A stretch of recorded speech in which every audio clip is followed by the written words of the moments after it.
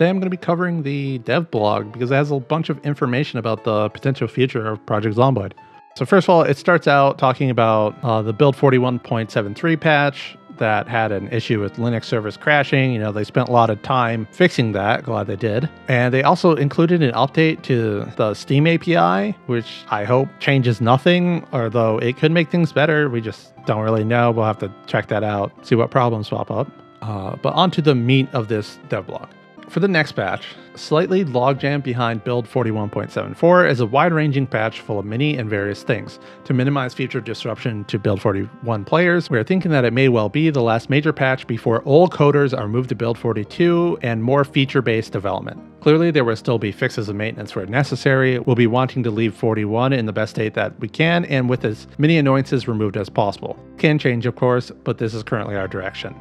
Build 41 has one major patch left, as you can see, or at least one planned major patch left. You know, and then the coders are all going to be moved over to build 42 and other future-facing development. This is kind of necessary. There's like a certain point where they do just have to switch from whatever they're currently working on for build 41 to, well, the next major patch, which will be build 42. They have a bunch of stuff that they can integrate into build 41 because it's already pretty much finished, but isn't necessary for it to wait until build 42. So they have a new Flatpack model for movable icons, cleared up plastic and metal bucket confusion, new watering cans. Don't really have much to say about that kind of stuff. They want to add a compass to the game, and it'll tell you which direction your character is facing. I'm not so sure how I feel about this because the devs do need a way to be like, hey, this direction is north and clear up the misconceptions from the player base. But also, it doesn't really need to tell you which direction you're facing because we can't rotate the camera. The direction that's north will just always be north. The player can just, you know, adjust based on that. Recipe improvements, more food items capable of being added to tacos and burritos. More food stuff is fun, especially in multiplayer where you can make a special meal for your friends while you're waiting for something to happen, like a rainstorm to go away, nighttime, you know, all that other stuff. Rebalance weights and encumbrance of walkie-talkies, fire extinguishers, branches, spears, and more. This is pretty cool. As you know, recently I made a video about spears being nerfed because they made the weight of the item you're attaching to the spear add to the spear. And I assume that was like a crossfire situation where like they were fixing stuff up for their newer crafting system, and that just happened to be a nerf that happened because of it. For fire extinguishers, I've basically never used them. I've put fires out in the CDDA challenge of the game. If a pot spawns and that sinks right next to you and you're like trying to escape before you burn to death, yeah, you'll put the fire out. But I've never actually really put fires out in game other than to burn a wall down and put the fire out to get in like a gun store without a sledgehammer, which is basically impossible to do in multiplayer since most servers have fire turned off. It will be interesting to see the change the weight to branches. I wonder if the weight's going up. They're pretty light in general. I guess they could definitely go lighter, but then the plain crafted spear would end up weighing almost nothing unless, like it currently does, increases the weight when you go from a branch to a spear. By the way, devs, if you want to balance spears, change the amount of critical damage each spear has and the crit rate or critical chance as well to match how other weapons have different critical chances and critical damage multipliers. As it is, the crafted spear on a crit can one-shot a zombie basically from the get-go. I think even if your character is weak, you can still one-shot the zombie. And that kind of makes the other spears not so great. I mean, the crafted spear already one-shots the zombies from that special animation, and you have a chance to one-shot them from the critical damage. Like, it's a little too much for there to be room for the other spears to make sense. Adjusted the capacities of pistol and revolver cases from 7 down to 4. Change the sawed-off shotgun recipes to only use the hacksaw and not the garden saw. It was pretty funny that you could saw through metal with the garden saw. So this is just another one of those things where it's like, of course Project Zomboid works like that because it's Project Zomboid. One of the greatest things about the game where you ask a question, can I do this? And the answer is almost always yes. As for the pistol and revolver cases, I don't think that really changes much. Maybe they had a pretty good rate ratio that they're reducing. Long-standing bugbear that using lighters with Molotovs completely drains them, fixed. Also, when a lighter is equipped, it will no longer automatically become lit. Instead, it will do so only if activated using the flashlight keybind or radio menu or using the inventory context menu option to activate them. That's awesome. I've accidentally burned out several lighters because of that. but I've also accidentally just pressed the flashlight keybind and then burn them out because I didn't even know they were in my hand. Maybe make it a little more obvious that there's a lit lighter in your hand. I mean, I know at nighttime you can see the light, but during the day it's really hard to see them. Several new Zed and building stories. The random events are kind of the bread and butter of the game for entertainment. Everyone knows about like the bathroom bomb of zombies. And then like, you know, oh, you found a zombie with a handgun missing one bullet. You know, everyone knows what happened there. I won't say the word on YouTube, but you know, it's really tragic and leaves a lot of storytelling into your game. Added a new sandbox setting, enable poisoning, which has the settings true, false, and bleach is disabled. It governs if poison or only bleach is disallowed from being added to foods, although this is primarily intended for multiplayer servers as an anti-griefing no PvP allowance. It has been requested for single player as well, thus why it is a sandbox setting and not a server setting. It is nice that this is a sandbox setting because I know a lot of people would accidentally add bleach into their food and then like couldn't use it or couldn't eat it because bleach showed up on the ingredient list. And as for the anti-griefing stuff, there has been several ways to kill people in a no PvP server. You know, slowly getting around to removing those is great. Building keys spawn on zombies and corpses when they spawn inside buildings when appropriate, instead of when they die inside one. Maybe build 42. This is going to be a kind of large change. If you didn't know, you could pull zombies into a building, for example, like the storage locations, and kill them to get the key, and then you'd be able to unlock the majority of the doors instead of having to destroy them or wait for zombies to destroy them for you or anything like that. But also, you've been able to get a key from a building and then disassemble the doors for the doorknobs. That way, when you make your own door, you can still lock it because that key and those doorknobs are like attached to each other, even if you use them to build a new door. Having less access to keys because of this, especially in buildings with lots of doors, because you won't be able to control how many zombies spawn inside a building. So it will reduce the amount of locked doors in multiplayer, but I don't think it's going to be that huge of a change overall, other than just making logical sense. Set some traits to be mutually exclusive to remove exploits or illogical combinations. Brave and agoraphobic or claustrophobic. Adrenaline junkie and agoraphobic, claustrophobic, and or cowardly. For brave and the phobic traits, that just makes sense. For adrenaline junkie, on the other hand, as much as it makes sense, adrenaline junkie is really expensive, and not having a way to reliably activate it other than getting scared by too many zombies is going to make it a lot less valuable. I know it isn't used that much in general anyway, but it's just, you know, even worse of a trait, especially if you survive a couple months, you end up needing a ton of zombies to scare yourself. Rebalance the maggots that spawn on corpses so that they spawn less often in spring and fall. And also so that the maggots that spawn on zombie corpses have a poison value of 5 instead of 3. The maggots, they first got added and you couldn't use them for fishing, but then they updated it so that you could use them as fishing bait. So having less of them around will make fishing a little bit harder, but you can kill a ton of zombies and basically just force a near infinite amount of maggots to spawn.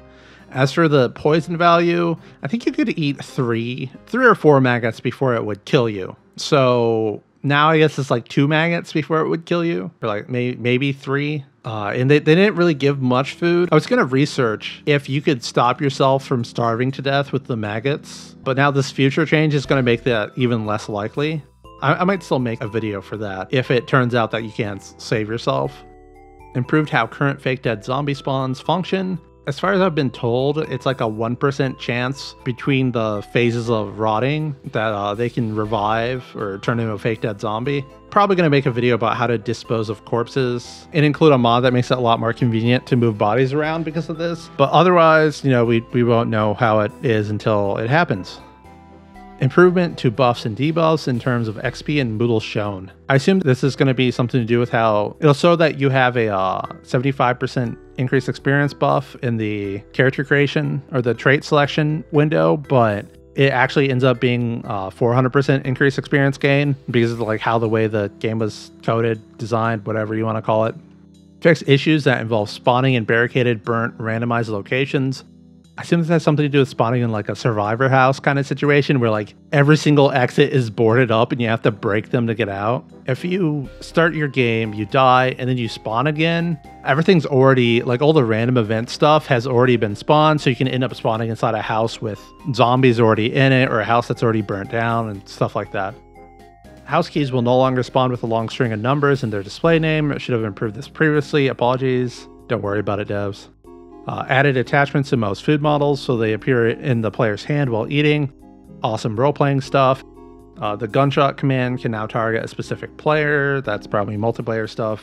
let those admins troll people. Some work in progress changes to zombie behavior. Random offset to where zombies think a sound came from for unseen squares. Rain increases zombie hearing, random offset range, and decreases chance for zombies to react to player sounds. Zombies wander more during heavy rain, potentially Build 42 content.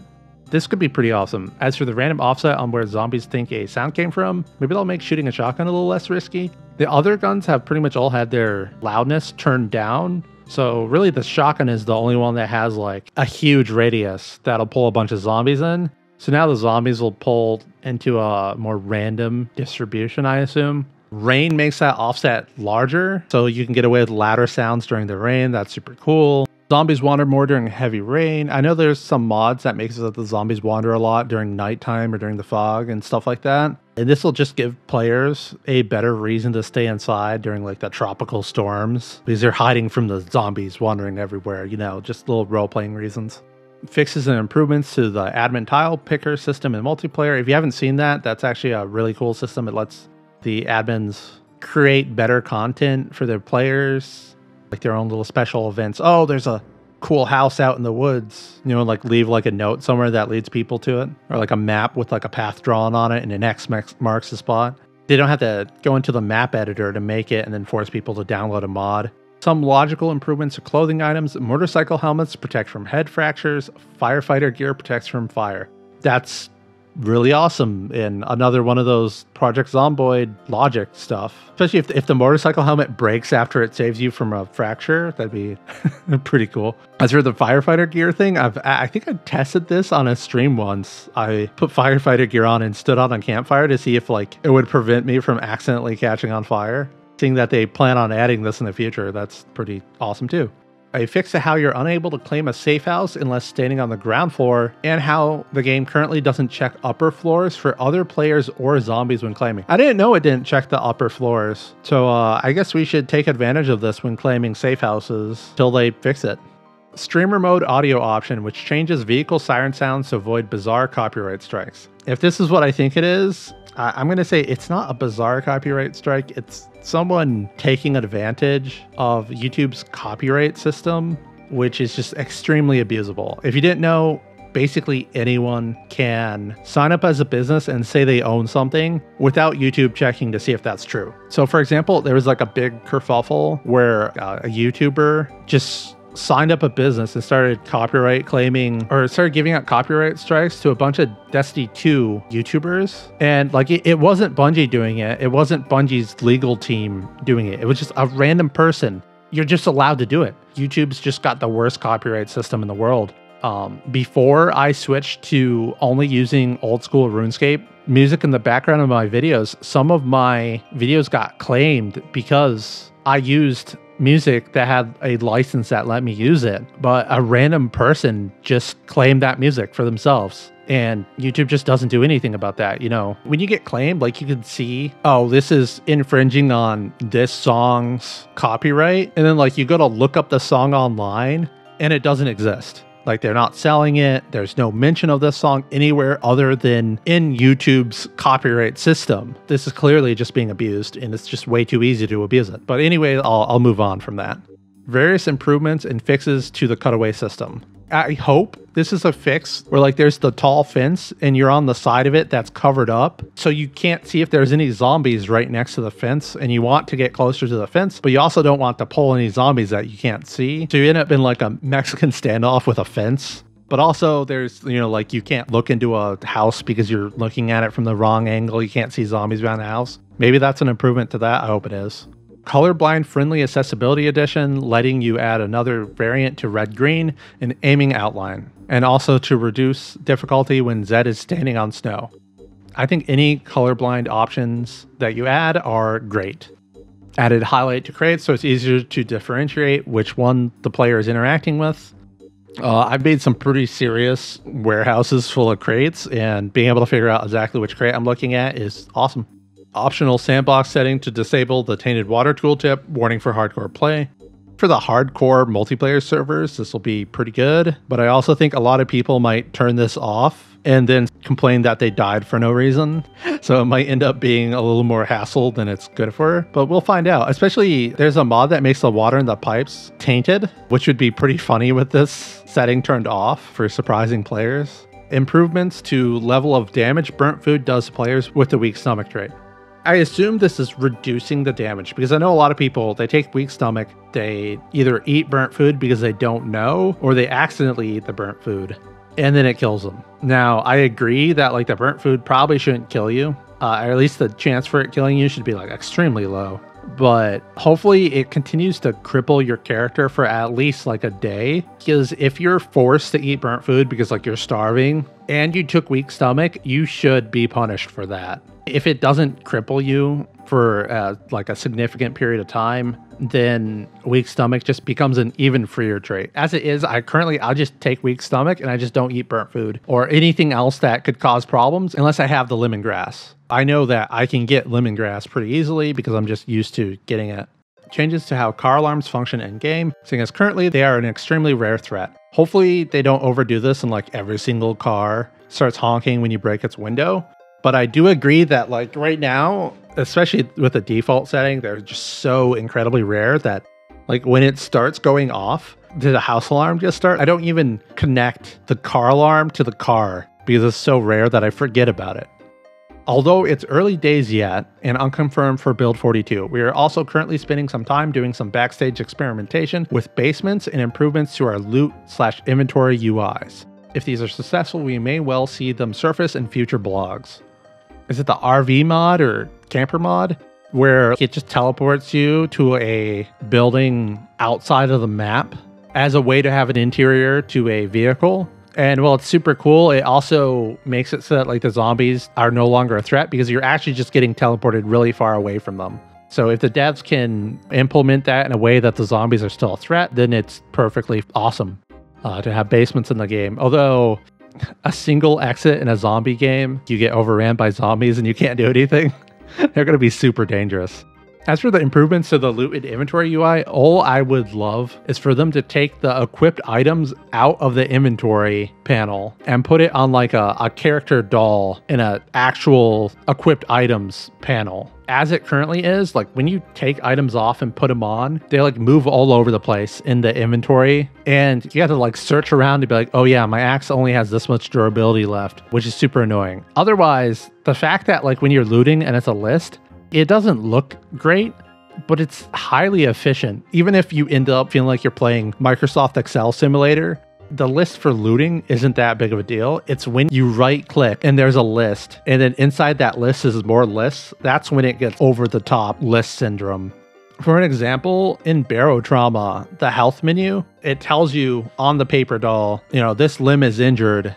If you're bit on your leg, you can drag a bandage onto that leg and it'll fix it. Or you can click on that leg and under it, there's a bandage and other medical items that work on the leg that's pre-filled in a list. So you can click on the leg, quickly click on the bandage, and it's over with. Whereas in Project Zomboid, you have the little doll, but then you have to right click the limb on the list on the right side and then select a bandage from the list of items you have. Or you could, in your inventory, right click a bandage and put it on the limb, but then you don't really know what injury you had unless you already looked at it in the health panel. That would probably be another UI improvement in the line of this. But otherwise, that's all for me today, guys. Hope you have a great day.